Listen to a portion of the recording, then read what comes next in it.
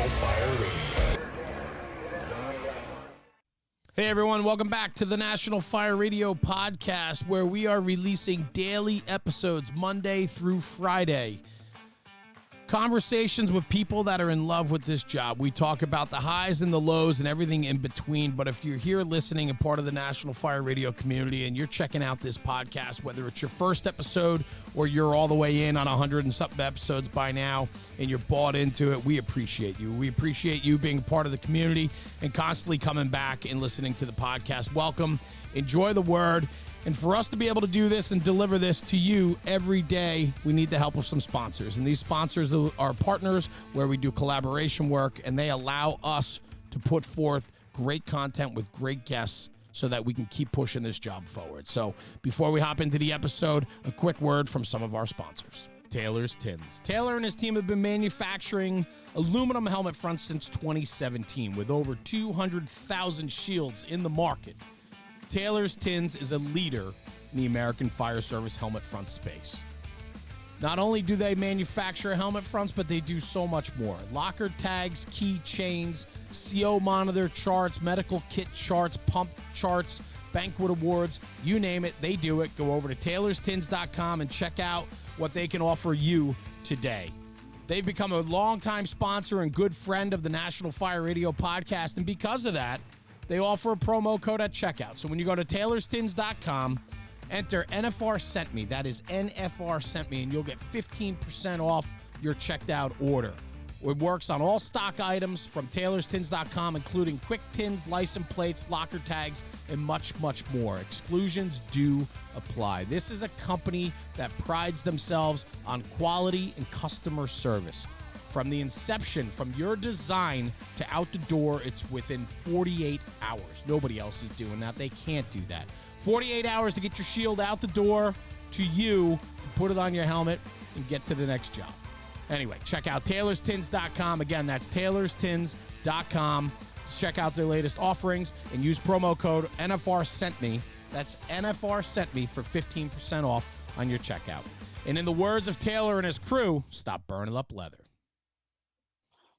Hey everybody, Jeremy, National Fire Radio, back on the podcast today. Today's going to be a fun one, a little bit different than a lot of different episodes where I'm talking to a guy with less than 10 years on the job, and I think we need more of these conversations.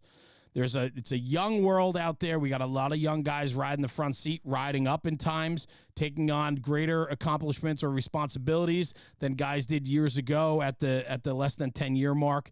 And so today, absolutely honored to have Tyler Whitfield on the podcast. Tyler, what's up, brother? Hey, man. It's a pleasure to be on with you, and I appreciate you having me. This is cool, man. I absolutely cold called you out of left field on this one, and I follow you on social media, and I'm familiar with who you are and the area you ride in and so on.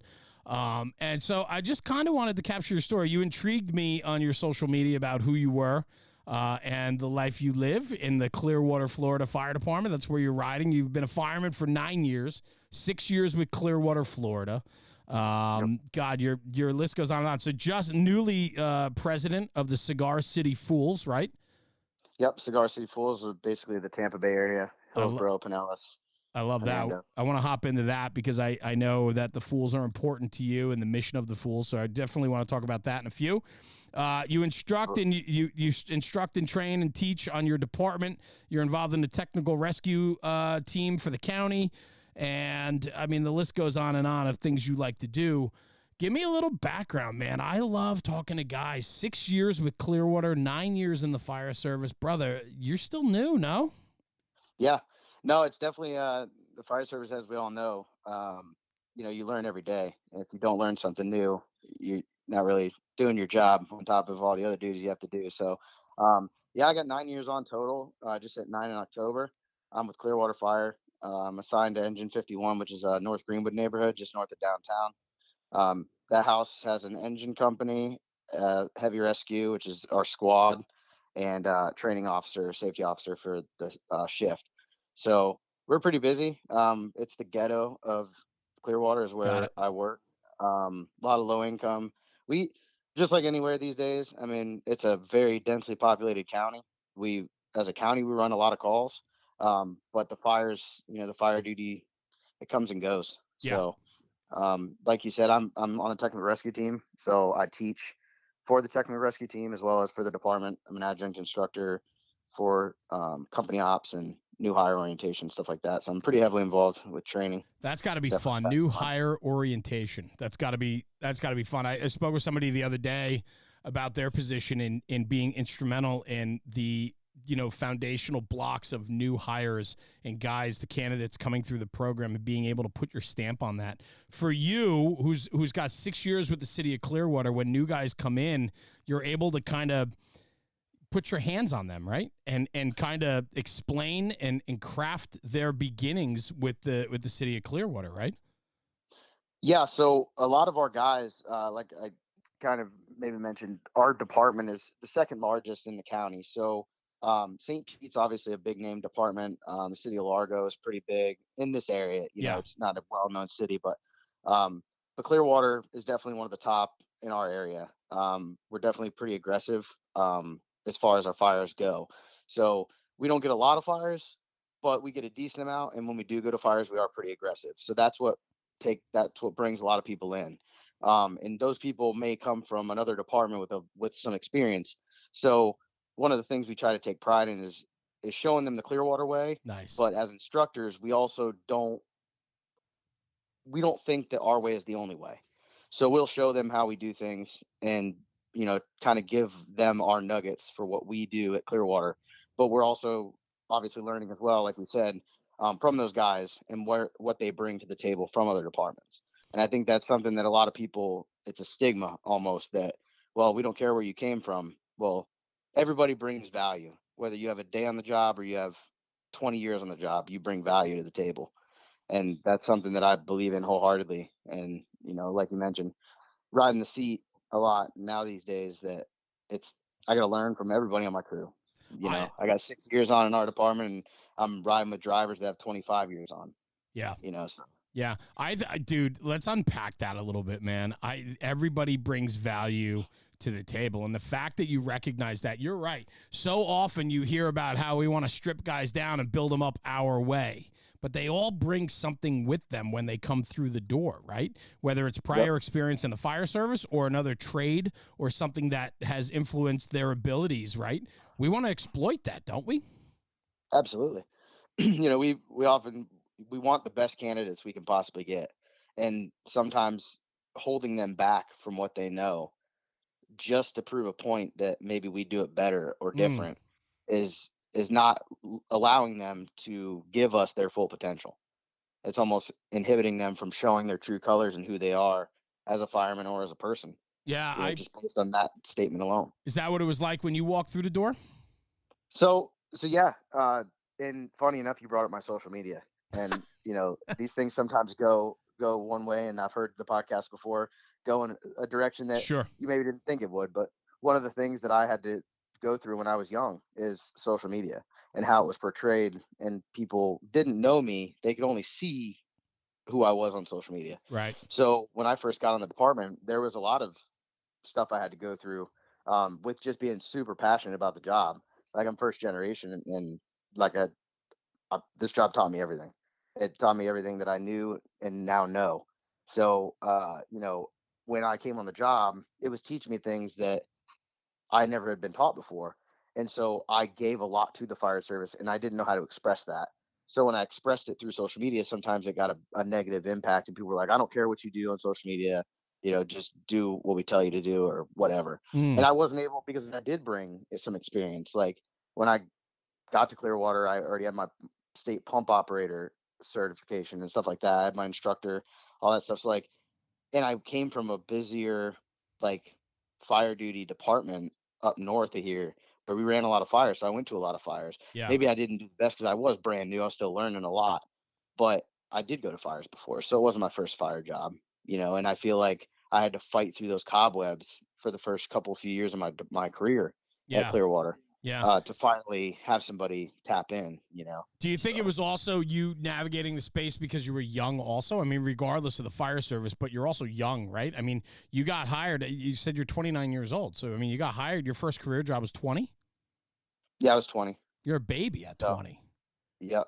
Right? So that was it too. I was very very impressionable, but at the Sure. same time, I didn't want to overstep my boundaries and, trying to bring something to the table, because it was never, openly stated that, hey, bring what you have to the table and let's like sculpt it into something better. Right. Right.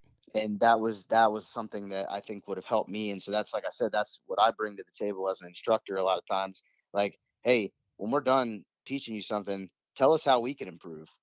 Let's learn together, because now you're on the line. Like, and that's a big misconception in a lot of recruit schools and new hire orientations. It's like, well, let's we're all here together.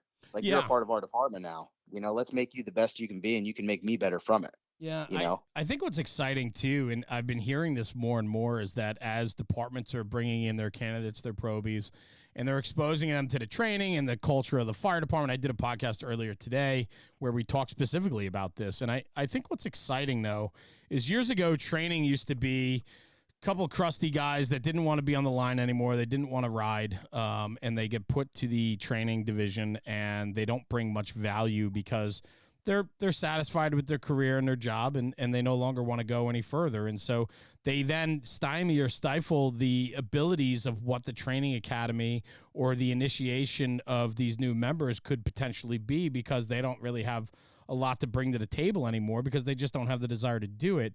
But having a guy like yourself with 9 years in the fire service, 6 with the city that you're currently working with, and being able to be there, I think you have such an instant rapport with these guys coming in. That's got to be beneficial, no? yeah. So I'm glad you brought that up, because I failed to mention earlier, our department too is uh, we're very fortunate Mm, that if we get a recommendation letter, like, say somebody from another department, and like I said, I'm very involved in the Fools and like other training organizations, and I go to conferences and I network and stuff like that via social media now. right. But I'm able to now, like, have some guys, like in the last couple classes. I had a guy, I'm not going to mention names or anything, but a dude that I have gone to trainings with. He's very involved with his old department, a very good fireman, and he didn't interview well. Well, our department takes a lot into what we say about these candidates if Yeah. they are coming from another department. So I stuck my neck out for this guy, and I'm like, listen, I told one of the chiefs, I said, I will take this guy right now without even him knowing anything about Clearwater. I'll take him on my rig right now and go to a fire with him. Mm. And chief's like, all right, well, that, the people in the interview panel didn't really care for his interview too much, but I'll talk to him and see what they say. They end up hiring the guy, and the guy's doing amazing right now. Aces, yeah. That's So pretty powerful, right? Like, to have a department that believes in their people and believes that, the foundation's there to bring in the very best. And if your own people agree that somebody belongs there, they're gonna heed that advice and potentially act on that. That's huge. yeah, and not always does it happen that way, but recently it's definitely been changing for the better Yeah. in that way. That we're getting these people that are quality candidates from other departments, or new guys, that come in, and like you said, it's not just a couple of old crusty guys out on the training ground. It's people with passion and people that want to be there and want to work with these people. And like you said, I've got 6 years here. I've got another 20 years to go. That's exciting. So, like, I'll be with these people for the rest of my career, and Yeah. probably theirs. That's awesome. So So what got, I mean, all the excitement, 29 years old, you started at the age of 20. I mean, you were a baby when you started. What got you in the door? Meaning, where did the love for the fire service, was this accidental, or did you want to be a fireman from the get? so cliche enough, when I was a kid, I always my parents joked with me. Um, I used to always get mad. We used to have to drive by the firehouse that was down the road from my house when I was Yeah. a kid, and we used to pass by. And then my old elementary school, when I was a kid, I would go by the firehouse all the time because it was right next to my elementary school. So, uh, funny side note: when I got hired at Clearwater, one of the guys that was a lieutenant, he's retired now, but he ended up going up to district chief. He looked familiar to me. And I was like, why do you look familiar? I said, do I know you from somewhere? He's like, no. He's like, I've been in Clearwater for like, 18, 19 years now. He's like, but I said, you work anywhere before? He goes, yeah, Oldsmar. Well, that's the city I grew up Yeah. in Pinellas County. He goes, I used to work there. I said, I recognize you from when I was a kid. Wow. And he's like, I hate you already. But yeah, no, that's where it started. It's just the love for the fire apparatus and whatever, just like any little kid. Were you welcomed in, like when you were a kid and you came by the firehouse? I mean, that guy that you recognized, was that somebody that was like, I don't want to say instrumental, but like, was that somebody that you recognized and like, man, I'd love to be like that guy? Like, no, not necessarily. Okay. No, not necessarily. I just would pass through, on field trips or just stop in. Got it. There was nobody really, honestly, in the fire service that I knew. I didn't know anybody that got me into it or anything. It was always something in the back of my mind, and I went to college for a little bit, and I was like, this is definitely not for me. Yeah. So I ended up getting into the fire service, and I've never looked back since. That's awesome. That's fun, man. And to be all in like you are, right? So like then you're working in a couple smaller places, you end up at Clearwater because that's where you wanted to be. When did you know, like, what was that feeling when you were like, this is it? I belong here. I know I belong here. Like, at what part did it take you a little bit, or were you all in from the get? So I was pretty all in from the beginning. I when I went through fire school, I was young, obviously. When I got hired on part-time up in Citrus County, there's a lot of guys there that we went to a lot of fires. Like, it was a BLS, like first responder department. It was paid, a couple paid guys and a couple part-time guys and whatever. And we went to a lot of calls. Excuse me.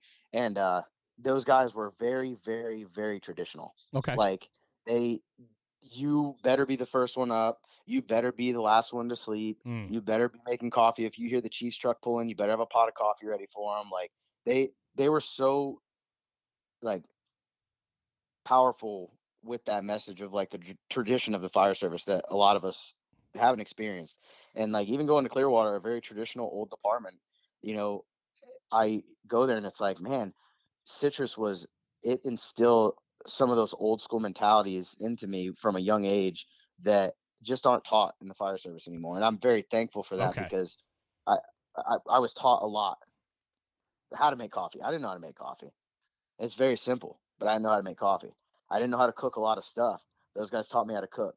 Now, they were super hard on me. I thought some days that they didn't care if I ever came back. Yeah. But that taught me but when we went to a fire, when we went to a call, they cared for me. So that taught me that they're beating me up to make me stronger, to make me better. And so I just felt from that point on, I was like, I owe the fire service a lot because the fire service did a lot for me from a young age. What do you said something very interesting to me, which I think is pretty wild, right? You just alluded to it, and you said it even in our when we were chatting before we hit the record button. You said, yeah, the fire service taught me how to make coffee, taught me how to cook, taught me how to do laundry. These are things that you'd never had to do before prior to getting hired. And then they put you through the paces of learning these different things that not only are important on the job, but also in life, right? So yeah. I'm very curious about drawing a line between that and say what people gripe about today, where the newer generation doesn't know how to run a chainsaw, start the lawnmower, how to change a spark plug. Simple things that I take for granted because I was taught that growing up.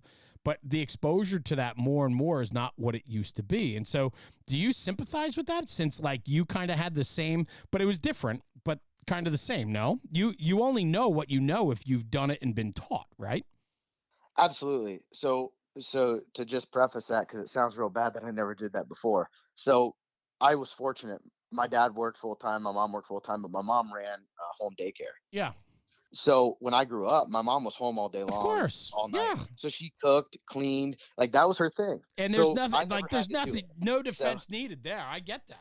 Yeah. So it's funny, like some of those things I just needed that I took for granted that I didn't think I needed to know until I needed to know. So those people taking me under their wing and beating me up over it, but teaching me how to do it, yes, that meant a lot to me. Yes. So when I see people getting beat up for not knowing how to change a spark plug, it might not be because they were careless or lazy or anything. That's right. It just may be that their life, fortunately, as a kid, I think kids should learn from a young age, but at the same time, it's like they had a good childhood, I'm sure.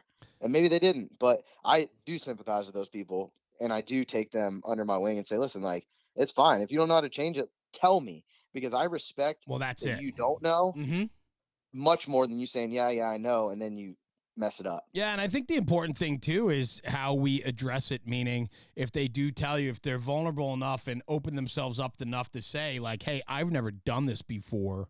Can you help me? Can you show me?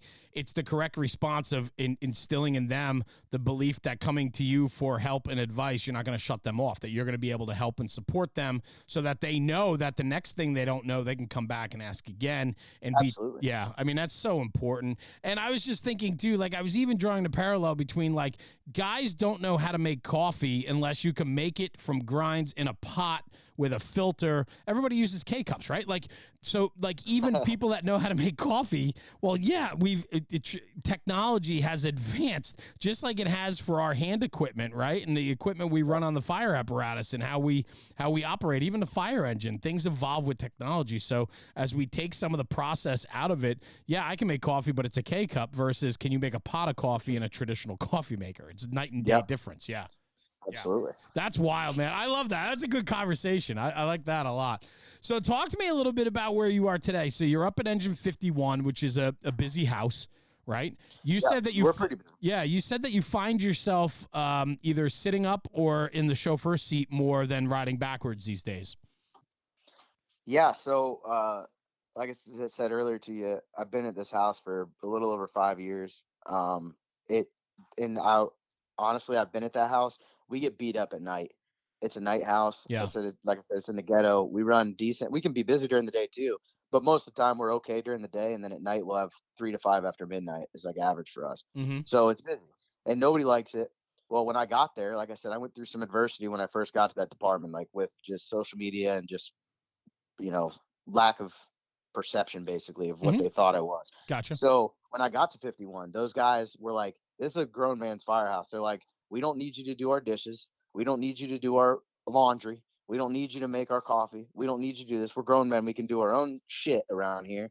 They said, but we want you to do your job. Nice. And I was like, all right, cool. So that resonated with me, obviously, because I'm like, well, these guys aren't trying to just leave their plates out to see if I'm going to pass the test of putting them away. Right. Like they want me to be a good fireman. Yeah. And from that point forward, I had a lot of respect for all those guys. And most of those guys are still at that firehouse after this many years and have been for a long time. And they wouldn't leave it for anything. And, I went through a bunch of different lieutenants because the lieutenants, they'll come through and then they'll leave to go on to other positions, and most of them better, or retire. And that's just is what it is. But I've learned a lot from all those lieutenants. And now, like I said, like you alluded to, and I said earlier, I'm an acting lieutenant now. So I ride up at that house a lot because my current lieutenant's actually out on a paternity leave. His wife had a baby, so he's out for that. So I'm filling in the seat there, or I drive our heavy rescue and I drive both of our truck companies. Got it. So I'm out a lot. Yeah. Riding up. Yeah. Well, that's 6 years, right? I mean, that's you're still. I got to think you're still learning the job, right? I mean, we're always learning, obviously, right? I mean, all of us, but I'm saying like you're still learning the ins and outs. I'm sure there's days that are frustrating, other days are successes, right? Like, talk to me a little bit about. You alluded to it earlier with me, and having that conversation and talking about being that young company officer or young chauffeur or acting officer, or just with the few years that you have. And I'm not diminishing your years. I mean, obviously I'm not, but just, it's a little bit different of a mindset. And I'm wondering from your point of view, like what that all looks like. Yeah. So I'm glad you asked, because a lot of people ask me, they'll come to me in the department, and they'll say, hey, like, do you have any tips for me? Yeah. In regards to that, right? So as I stated, I've been a tailboard firefighter since the beginning of my career. I've been lucky enough. Before I came to Clearwater, we do have rescues. We don't transport. We do have rescues, like ambulance style rescues. I was never really, up until maybe the last like few months of my probation, I saw a rescue a few times, but I've really never rode rescue. I rode on an ALS engine company tailboard because our house doesn't have a rescue. Yeah. So that's one nice thing about it. So I learned that other aspect of like either engine work, but even just fire alarms, elevator rescues, stuff like that. I then put myself in a position, like I said, I had my driver operator before I got to Clearwater. So as soon as I was eligible to be an acting driver, go through that task book and that process, I put myself through it. And Now, I will say that with feeling proficient as a tailboard, the most important thing throughout my career so far has been making sure I've been self accountable to where I'm comfortable and proficient. I don't want to use the word comfortable. That's a bad word. But I I'm proficient at the job that I'm currently in Yeah. before I move on to the next one. And one of the things that I tell people when they ask about being a company officer or an acting company officer, my promotional test is in this is actually in a month and a half. So hopefully soon I'll be Good. actually get the nod officially. But yeah, they asked me, they're like, what advice can you give? And I'm like, well, when you can watch somebody else do a different job while you're doing what you need to do as a company officer, evaluate what they're doing when they're doing it, and not feel a need to interject or micromanage unless you have to. That's when you are ready to be a company officer. Mm. It's like tapping your head and rubbing your belly is the best analogy I can give, because you have to be able to do your job while watching all the other stuff unfold. The driver do his job, the tailboard stretching line, you doing a 360 updating command or the incoming DC of fire condition or what mode of attack you're given. And that's where you have to do all that simultaneously. Yeah. And so if you can't efficiently do that or comfortably do that, and I use the word comfortable lightly, then you might not be ready. And, and that I think through showing proficiency in the other um, positions prior to sitting in that seat helped me tremendously. The I biggest thing is people's leadership and whatever. Well, leadership doesn't come from a book. Leadership doesn't come from anything. It comes from your passion and your willingness to learn the job. yeah. You know, I'm Did sure you you can did you attest to that. always feel that way, or was this something that you've learned over your time and watching others in front of you and so on? I mean, that's pretty deep for I mean, I'm 46 years old and I'm starting to really hammer things out like that. And I think I wrote it down. It said, be proficient in the job I'm in before moving on, right? Like proficiency matters. And, maybe sometimes we're moving up too quick before I don't want to say master, but before we are confident and unconditionally happy with your current position, right? Like, I don't know. That's pretty deep, man. And I think You should be able to. yeah, go Yeah, ahead. no, I thought a lot about it, Yeah, please and I'll talk be about it some honest, more. Yeah. because to be able to do your job and to evaluate somebody else subconsciously Mm, is also kind of. I have a quote, and I'll send it to you later. I please. don't have it up right now, but it basically is to be able to consciously make a decision while evaluating the rest of the fire scene subconsciously, and that comes from the proficiency, and that comes from experience, and that comes from training, and it comes from all these different little parts of the fire service that people don't indulge in throughout their career. And that was one thing that I was taught a long time ago when I first started, was like, always learn something. Like we said it many times, but also just be a sponge. Like, if somebody's going to give you, say you have a year on and somebody's going to give you some leadership advice, don't say, oh, I don't need that because I'm not a leader yet. Mm, Or don't say, oh, somebody's going to teach me how to pump this engine. Well, I only have a year on or 6 months on. I don't need to learn how to do this. Yeah, you're not learning how to do it. You're getting a nugget for when you do learn, you have a little bit of exposure to it before you're there. yeah, it matters. So all those little things add up Yeah. and will fill that bucket that eventually you'll need for whatever position you get into. Yeah. And that's to help me tremendously in going into this role, um, as a company officer and being so young. Working with department in a department that we do have a lot of senior guys, and I may be a lieutenant for somebody that's got 20 years on, and That just could be, through training yeah. and through that, they trust what I have to say. So Well, that's it. I mean, you still got to carry yourself, right? So it's like, you can absolutely. better yourself and promote yourself through training and to do more for yourself to better your position, but ultimately you got to be confident and comfortable in your abilities and skills, and that will carry over, so that if you're riding up and you got 6 years and you got a 20-year man riding your back step, he's got to have confidence regardless of the age or years of experience. He's got to have he's got to have confidence in the guy riding that front seat, for sure. Absolutely. And Yeah. a big thing too is include those people in your decision making prior to the call happening, Mm, right? Like, if I go to a firehouse in the morning, Like we have a very, very geographically diverse area in Clearwater. We have one of the most densely populated high-rise communities in Clearwater Beach. And then we have the trailer park capital of Pinellas County, basically, and the east side of town.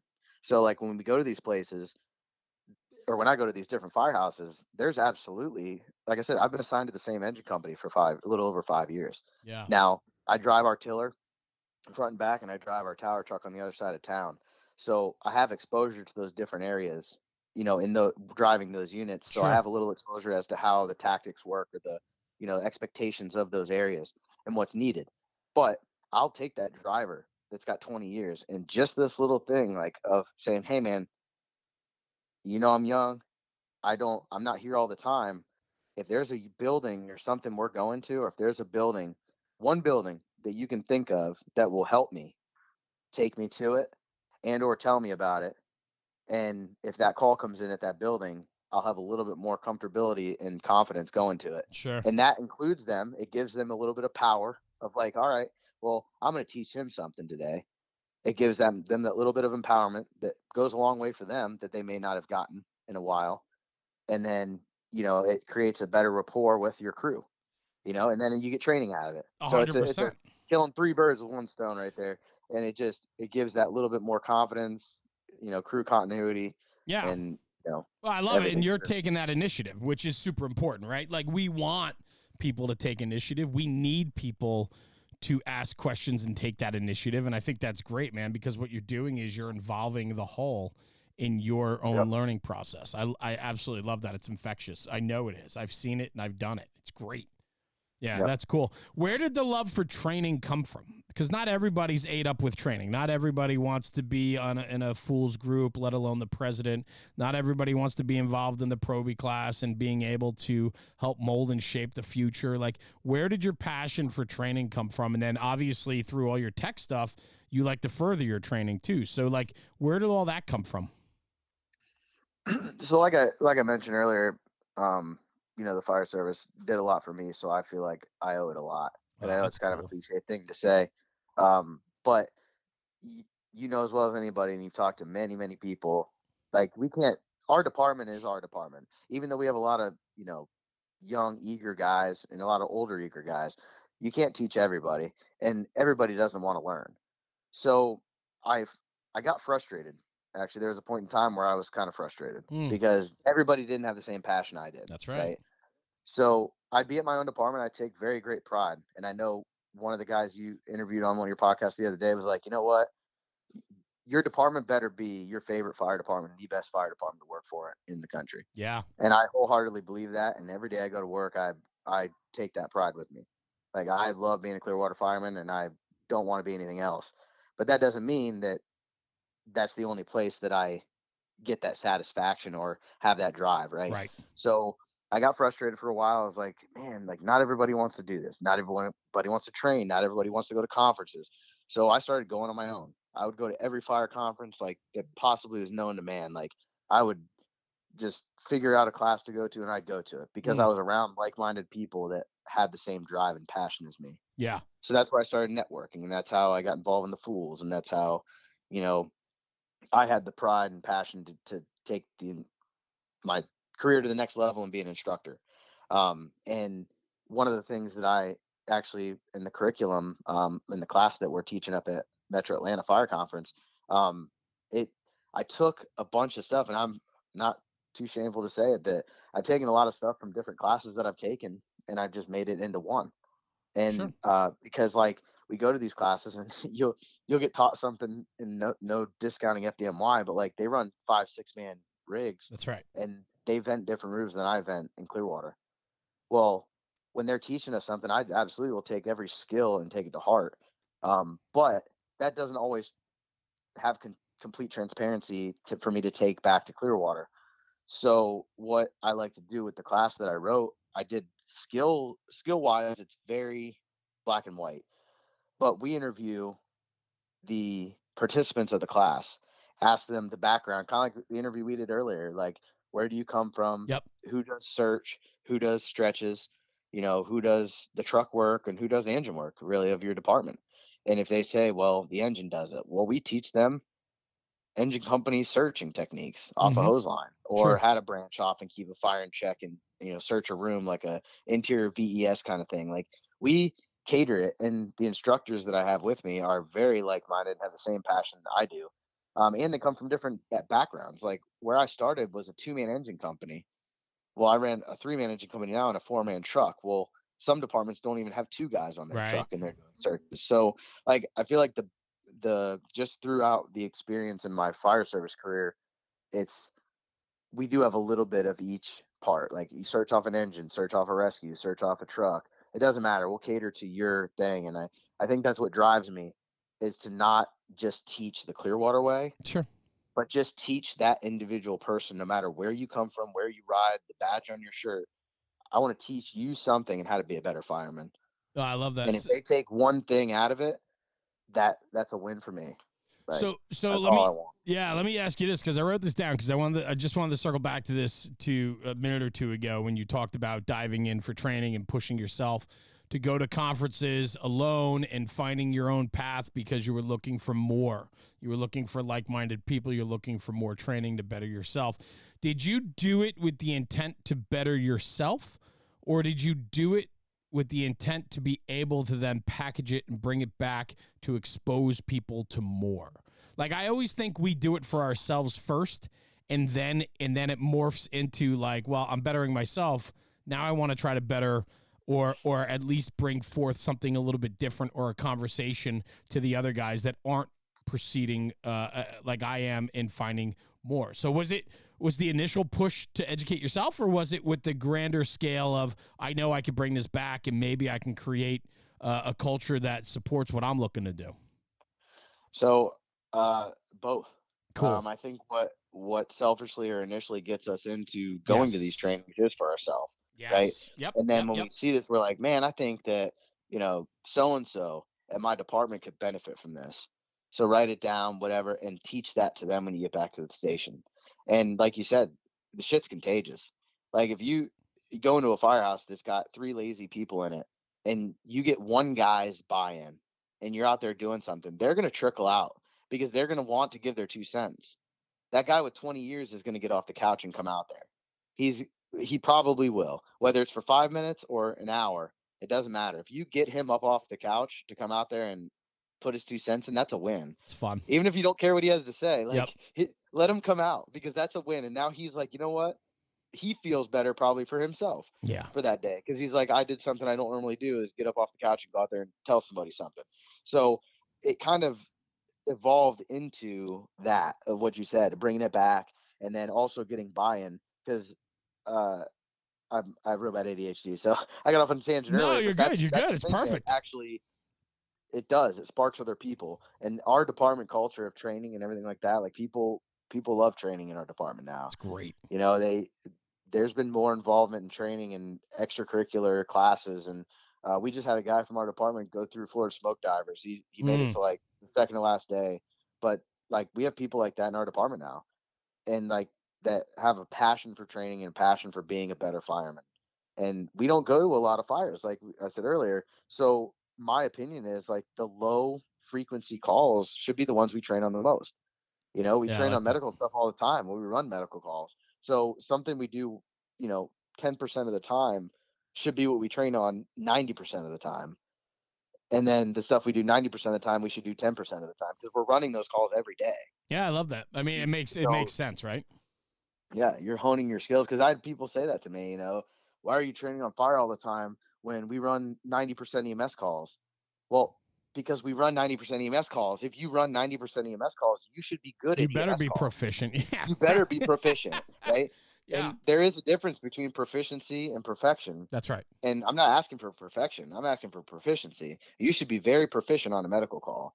I mean, you should be close to perfection, because you're dealing with somebody's life, both in fire and EMS. But it just that is what really drove me too, is because of that. We don't run a lot of fires. So when we do go to a fire, who wants to look like a jackass on the fire ground? Yeah, Nobody. you're right. So when I go to a fire, I don't want to look like a jackass. And I don't want the people around me or on my crew to look like a jackass. So as a company officer, I'm going to best prepare my people in a short amount of time. Because if I float into a new firehouse or whatever, even work overtime on a different shift, it is what it is. We have to make the best call we can in a very short amount of time. I, So I think it's a lot of fun too, right? For a department that has people that are dialed into the job and people are seeking external training opportunities and so on. There's a culture of bettering themselves. And when guys want to better themselves, it does nothing but reflect highly on the department they come from, because they bring all that skill set and knowledge that they've learned back to the table to where they ride. And yep. I just think that is such a powerful idea. And I think you mentioned buy-in. I agree with you 100%, man. If more than one guy, if one guy goes and pushes himself to learn something different from somewhere else and brings it back and has the ability and courage to share it with others without the repercussion of, being scoffed at or guys down talking it or talking back to him like, you ridiculous that you do that on your own time and all that bullshit that goes on, right? Yeah. But if you just allow for that individual that seeked out something more to bring it back and talk about it, it does become infectious. Brother, I agree with you 100%, man. And the buy-in on that is so powerful. Is that what kind of led you to the Fools then? Like, how did you find your way to the Fools? Because, I mean, now you find yourself as the president, which is, that's a lot of work. We'll start there. But, like, what's the foundation with the Fools? How did you find yourself finding them? So yeah, just like I said, networking and meeting people. I was one of the original, I think, 10 or so members. Oh, were you? Okay, cool. Of Awesome. that chapter. And originally it was supposed to be just Hillsborough County Fire Department. And they expanded to Tampa, and then I was the only one from Pinellas. And now we have a large majority of Pinellas County fire guys Nice. that are members. And I basically came in it just with the same mindset. It's just that I want to be around like-minded people. I wanted to, network with people that had the same passion and drive and goals. And so I got involved with them just on a, just basically a civilian level, if you will, just showing up to classes. Sure. And then they had an e-board spot that was basically like a liaison between Pinellas County and Hillsborough County. And then I moved up as the secretary a couple of years ago. And then Hillsborough County, without getting into their politics, they had some issues with the e-board and stuff. And so they just were like, we're going to kind of give it up. We want to give it to one of you guys. And it was me and another guy from St. Pete Fire that were on the e-board from Pinellas. And he's actually probably my best friend. He was the best man at my wedding. Nice. And he's actually a promoted officer, and he's young too. He just turned 30, and he's a company officer in the city of St. Pete, which is a pretty big, pretty big achievement there. Yeah. So we're very like-minded. So he's the vice president, I'm the president, and we have another guy that's super young. He's only got a couple years on from St. Pete. That's the secretary, but that dude is he's like a Yoda with the fire service stuff. He's just like me when I was younger. Like that dude is super passionate. Like it's cool. Eats, breathes, and sleeps fire. Yeah. So got into that. And now I took it over. So we're bringing it back to the roots of the Fools and firemen teaching firemen. That's exciting. It's got to be fun. Yeah, that's awesome. Did the Fools, when you found them and were seeking, as you said, selfishly in the beginning, and we all do it, right? Because we're trying to better ourselves first. When you found it, were you like, man, this is something I'm looking for? Like, did it really resonate with you from the get? Yeah. So, like I said, my passion was just wanting to like pass that passion on. Yeah. Like I like seeing people love that job. Like I said, that job has done a lot for me. So me seeing people enjoy the job just like I do on a daily basis, that gives me great pride and joy. So going to these conferences and teaching at the Fools and seeing these like-minded firemen, that drove me. And so it still does drive me. And that was really one of the bigger things that was the opportunity to do that and to see that, So selfishly, it was a great opportunity. But it does allow me to kind of pass on that knowledge, and not necessarily knowledge, but just the passion. Yeah. Because I don't know everything, nor does anybody that I know everything about the fire service. And it's always changing. And look at the friendships and the camaraderie and how these guys how you guys rub off on each other, right? Like, Yep, meaning like, absolutely. their love and passion for it and in a different point of view or a different take or a different style or method of whatever can rub off because of that camaraderie and brotherhood that you've created through an organization like that. I mean, it's so powerful. It really It is. is. And one person, a lot of people get into the whole of like, I have to try to pass this on to a lot of people. I Mm, got to pass this on to my whole department, right? That's not true. Get get two or three solid dudes in your circle, or two or three guys that you can absolutely anything you learn, you can offload onto these guys. And then they find two or three guys each, right? Now you've expanded that two-person, three-person group to now like 10. yeah. And you keep doing that, and you keep empowering those people and telling those people, hey, go pass on this knowledge. And it kind of sounds a little messed up, like you're trying to like brainwash these people into like seeding things, but that's how the fire service is. Yeah, for And sure. you start with a couple people, because it can be very overwhelming to try to influence, or try to share knowledge or teach a bunch of people.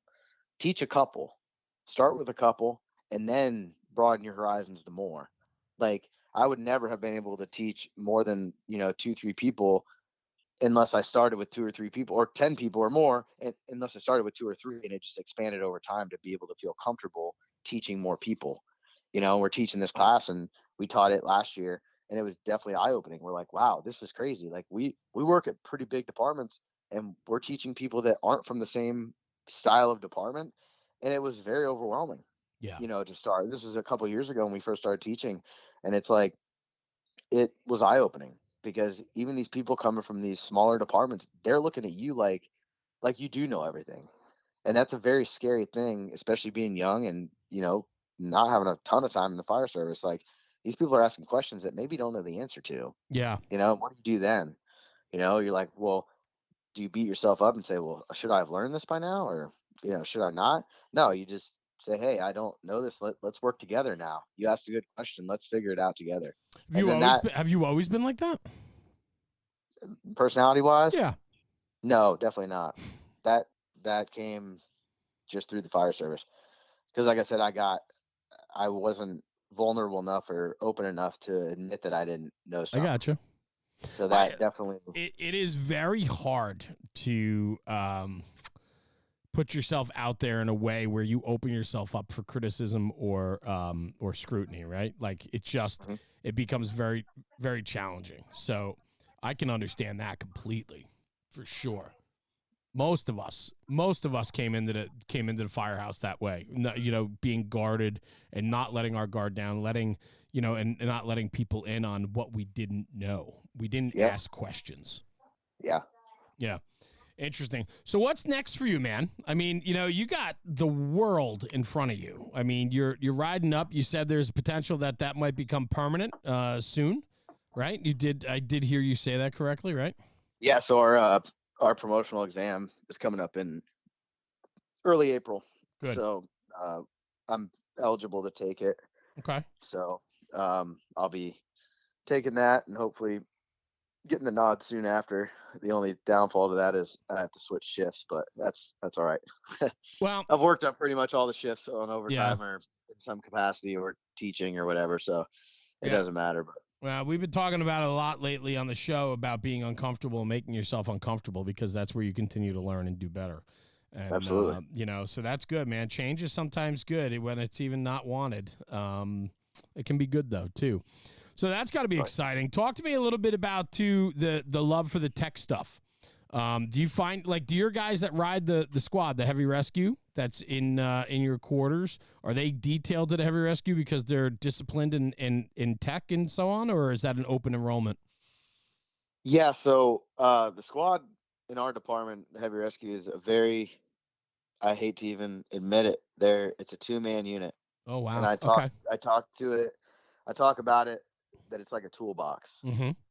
And I say that because, like, on a technical rescue call or an extrication upgrade, right?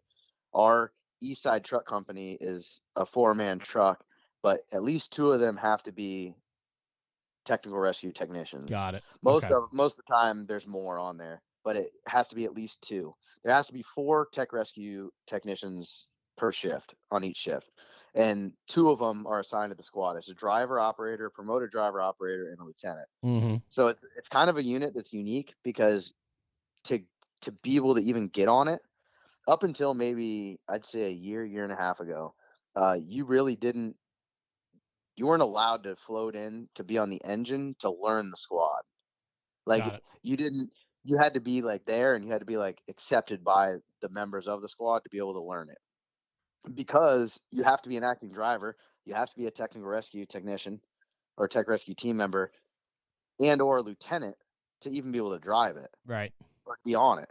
So like it's very unique. In the process to go through with it, I was actually the first one in the department, and I think ever, to have to go through a testing process to drive it. So being there, I would always be out there fucking with stuff and making the driver angry, late at night. Sure. And like I said earlier, you go out there and you mess around enough, you'll get that 20-year guy to come out and teach you something, right? It's awesome. So the guy that's driving on my shift, super good dude, really good tech guy and driver for that matter. He was that guy. He's just old crusty dude, drives a squad. That's what he does, And I would be out there messing with his ropes, messing with whatever. And finally he would come out. Every other shift he'd come out and he'd be like, "Why are you doing this right now? But let me show you how to do it." Yeah, I love that. All right, why are you doing this right now? Let me show you how to do it. So eventually it turned into, "Hey, why don't you're an acting engine driver." He's like, "You want to do your squad task book?" So I'm like, "Yeah, I'll do it." So I kind of started learning that and, diving more into the tech rescue realm of things. And, obviously I was going through the tech classes at that time because I wouldn't have been able to even dabble in it unless I did. And now I went through the process. It took me, a few months to do the task book. I'd been going over stuff on that rig for a year and a half before I even started it. And so now I drive it and I ride up on it as well because I'm tech lieutenant as well. Mm-hmm. So awesome. No, I enjoy it a lot. I think it's really cool because it's one of those things. Like I said, it's a very low frequency thing that can make you look like a jackass. Like you know what I mean? And it's very high life hazard stuff. Like whether it be, rope rescue or confined space or trench, like whoever's in that predicament that you're going to that call for, like they need you to know what you're doing when you get there. Yeah. So like that's something that I take a lot of pride in too, because like we're firemen, we want to be the guy to go to those calls. Most people, yeah, 100% want to be that guy. Absolutely. Like, somebody one time got in an argument with me, and this was a long while back, and they're like, "I don't. If a train flips over and is upside down in a ditch at 2 a.m., I'm not that guy." And I was like, "Well, I want to be that guy." Yeah. And that was my response. And it's like, just kind of to attest to how I feel about it. Like, I want to not be the guy that has my hands in my pocket. I'm like, well, I have no idea what to do right now. Like, I want to at least have some sort of skill that's going to bring something to the table on that call. You're a doer. Because somebody needs to get out of a bad spot. And, so. Listen, man, shit happens. I want to be there when it happens. Like, I don't want bad things to happen. I don't want that to happen. But if it does, I'd like to be there because I think I could bring something to the table, right? And I think that's really the conversation. And so, yeah, man, who wouldn't want to be there? Who wouldn't want to go to that fire? Who would, and so, I mean, give me the opportunity. That's why we train. That's why we, that's why we do everything we can to better our own position, because that day when we do get called, we want to be there. Yeah, absolutely. So what's next for you, man? That's it, man. I think in regards to the promotional process, I've been studying hard for that right now. So that's kind of taking a lot of my time. Okay. Within the job itself, I mentioned to you earlier, I actually just got the nod to start being an adjunct instructor for the county tech rescue team. Very cool. I just got accepted not too long ago. So actually like a week ago. Well, congratulations. That's fantastic. We're onboarding about a dozen, I think, new members to the county team from different departments. And March 6th to the 10th is confined space school for the county team, and I'm one of the adjuncts for that, so I'm pretty stoked. Well, that's cool, man. Well, like I said, I think you got a very, very big career ahead of you as well, and you got plenty of years left, and I think just from what I know of you and talking with you today, man, I know that you got a lot of good things to come for you. And that's exciting, man. I wish you just an incredible career, and I truly appreciate you just hanging today and bullshitting with me for a little while, man. It was a lot of fun. No, I appreciate it. And if I can just give a few shout outs to a couple people. Do it, man. Some people that mentored me and, supported absolutely. me. Obviously, my wife that puts up with a lot of my shit. She's a firefighter too. She's actually on duty right now. She works at a beach department on a truck company. So nice. She jokes that she's on a truck more than I am, but I won't hold that against her. That's pretty funny. But yeah, her obviously supporting me. Rob Ramirez from Margate. Yep. Guy I look up to a lot. Basil, done a lot for me. Just a couple guys that I really look up to in the fire service, as well as everybody else in my department that they know who they are. But those guys definitely do a lot for me, and I look up to them a lot. And, they are. Those are. I don't know your wife, but I'm looking forward to meeting her for sure. But I know those two other guys that you mentioned. They're doing great things for the fire service, man. And so those are good mentors and friends to have. And I'm sure there's a lot of other guys that help shape and mold your career and continue to do so. So, and then, you're starting to do the same because you're getting your hands on people, whether it's as an adjunct professor now for the tech school or working with the new class of guys that are coming through Clearwater. It's nice for guys like you to get your hands on them because you're allowed to mold and craft and shape them from your own experiences and knowledge. And I think that that's awesome. And when we talk about legacy and we talk about what the job looks like when you're ready to walk away from it, being able to put your stamp on it, it matters, man. And I definitely think you're doing that. And you got many years ahead to keep doing it. So fantastic, brother. Tyler, thank you, brother. Thanks for hanging out today and chatting, man. Appreciate you. Absolutely. I appreciate having me on.